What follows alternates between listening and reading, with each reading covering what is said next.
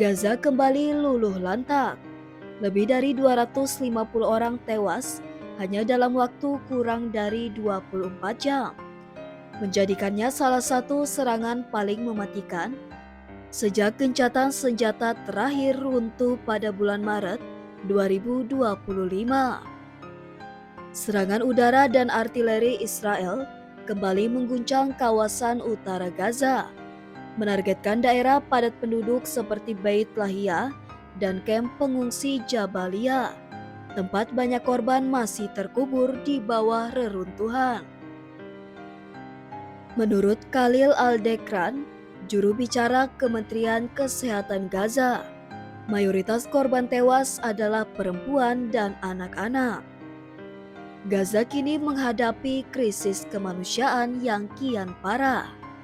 Perdana Menteri Benjamin Netanyahu menyatakan, serangan ini adalah bagian dari rencana militer besar untuk memusnahkan Hamas sepenuhnya.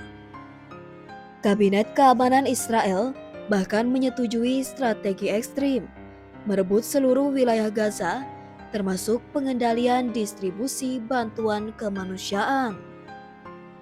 Langkah ini memicu kecaman internasional.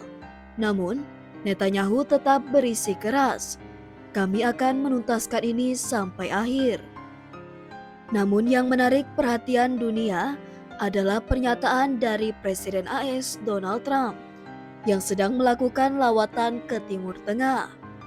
Saat ditanya soal perluasan perang oleh Israel, Trump menjawab, "Saya pikir banyak hal baik akan terjadi selama bulan berikutnya. Tapi kita juga harus membantu Palestina, banyak orang kelaparan di Gaza."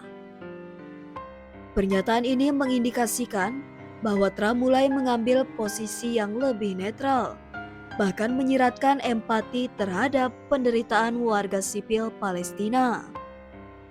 Fakta di lapangan menunjukkan bahwa kelaparan akut telah melanda Gaza. Blokade total yang diberlakukan Israel sejak Oktober 2023 membuat akses makanan, air bersih, dan obat-obatan semakin sulit. Badan Pemantau Kelaparan Internasional memperingatkan, jika blokade tak segera dicabut, Gaza akan jatuh ke jurang bencana kemanusiaan total.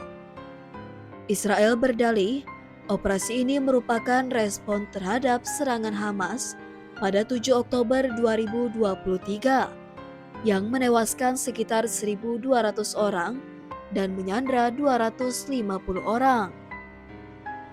Namun, dengan lebih dari 53.000 warga Palestina tewas sejak saat itu, termasuk puluhan ribu warga sipil, dunia kini mulai mempertanyakan, apakah ini masih soal membasmi Hamas atau sudah berubah menjadi pemusnahan total satu populasi?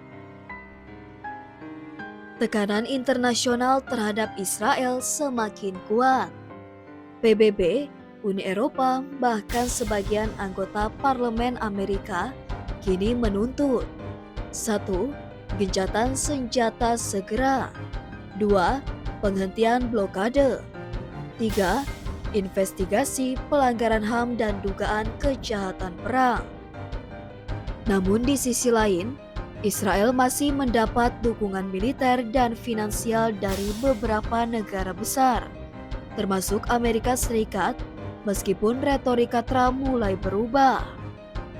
Di lapangan, penderitaan warga Gaza terus berlanjut.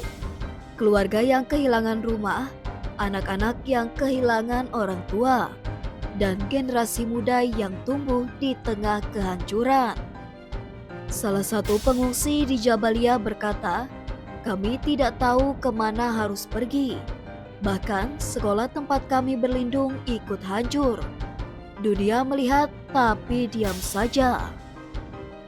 Dunia kini dihadapkan pada pilihan moral yang sangat jelas. Apakah kita akan terus membiarkan kekerasan ini terjadi dengan alasan keamanan? Atau sudah saatnya menghentikan lingkaran darah ini dan benar-benar melindungi warga sipil yang tak bersalah